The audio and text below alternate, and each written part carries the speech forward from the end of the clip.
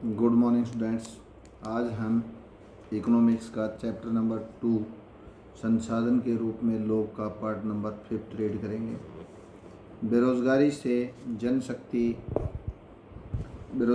जनशक्ति संसाधन की बर्बादी होती है।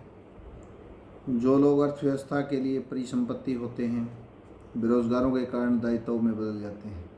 बेरोजगारी के कारण वो लोग एक दायित्व में बदलते हैं। युवकों में निराशा, हताशा की भावना होती है। लोगों के पास अपने परिवार का भरण पोषण करने के लिए पर्याप्त मुद्रा नहीं होती है, पर्याप्त पैसा नहीं होता है भरण पोषण करने के लिए। शिक्षित लोगों के साथ जो कार्य करने के इच्छुक होते हैं और सार्थक रोजगार प्राप्त करने में समर्थ नहीं हैं, यह एक बड़ा सामाजिक अपव्यय है। इस प्रकार का ये एक अपवाद है कि जो लोग शिक्षित हैं, काम करने के इच्छुक हैं, लेकिन उनको सार्थक रोजगार नहीं मिलता है। बेरोजगारी से आर्थिक बोझ में वृद्धि होती है। कार्यरत जनसंख्या पर बेरोजगारों की निर्भरता बढ़ती है।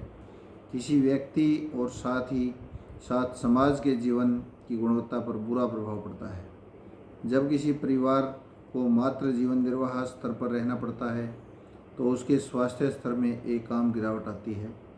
जो स्कूल प्रणाली से अलगाव में वृद्धि होती है। स्कूल की जो प्रणाली है उससे अलगाव होता है। इसलिए किसी अर्थव्यवस्था के समग्र विकास पर बेरोजगारी का अहितकर प्रभाव पड़ता है। बेरोजगारी में वृद्धि मंदीग्रस्त अर्थव्यवस्था का सूचक होती है। यह संसाधनों की बर्बादी करता है जिन्हें उपयोगी ढंग से नियोजित किया जा सकता है। अगर लोगों को संसाधन के रूप में प्रयोग नहीं किया जा सका है तो वे स्वाभाविक रूप से अर्थव्यवस्था के लिए दायित्व बन जाते हैं। सांख्यिकी रूप से भारत में बेरोजगारी की दर निम्न है, काफ़ी कम है। अगर इनकी गणना करें तो भारत में बड़ी संख्या में निम्न आय यानी कम आय और कम उत्पादकता वाले लोगों की गिनती नियोजित लोगों में की जाती है, यानी जो काम में लगे हुए हैं उन लोगों में उनकी गिनती की जाती है। वे पूरे वर्ष काम करते प्रतीत होते हैं, काम में लगे हुए नज़र आते हैं, लेकिन उनकी क्षमता और आय के हिसाब से ये सब उनके लिए पर्याप्त नहीं है। वे काम तो कर रहे होते हैं पर ऐसा प्रतीत होता है कि उन पर काम थोपे हुए हैं। इसलिए शायद वे अपनी पसंद का कोई भी अन्य काम नहीं करना पसंद कर सकते हैं। गरीब लोग बेकार नहीं बैठ सकते। वे किसी भी काम से जुड़ जाना चाहते हैं, चाहे उससे कितनी भी कमाई होती हो उसको, और अपनी इस कमाई से वे किसी तरह जीवन निर्वाह कर पाते हैं। इसके अतिरिक्त प्राथमिक क्षेत्र में स्वरोजगार एक विशेषता है। अपना रोजगार भी एक उपलब्धता है, विशेषता है। यद्यपि फिर भी सभी लोगों की आवश्यकता नहीं है। फिर भी पूरा परिवार खेतों में काम करता है। इस तरह से कृषि क्षेत्र में प्रच्छन्न बेरोजगारी होती है, यानी छुपी हुई बेरोजगारी होती है। लेकिन जो भी उत्पादन होता है उसमें पूरे परिवार की हिस्सेदारी होती है। खेत के काम में साझेदारी और उत्पादित फसल में हिस्सेदारी की धारणा ग्रामीण क्षेत्रों में बेरोजगारी की कठिनाइयों में कमी लाती है। ग्रामीण जो क्षेत्र हैं इसमें बेरोजगारी को कम करता है, लेकिन इससे परिवार की गरीबी कम नहीं होती है।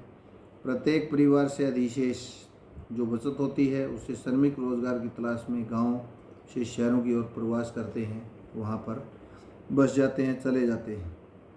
आइए, अधिक संख्या में श्रमिक यानी रोजगार की तलाश में गांव से शहरों की ओर निकलते हैं। हम उपरोक्त तीनों क्षेत्रों में रोजगार के परिदृश्य की चर्चा करें। कृषि का सबसे अधिक अवशोषण करने वाला अर्थव्यवस्था का क्षेत्र कृषि है।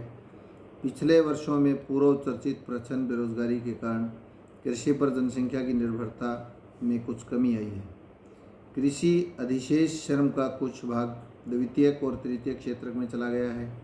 द्वितीय क्षेत्र में छोटे पैमाने पर होने वाले विनिर्माण में श्रम का सबसे अधिक अभिशोषण है।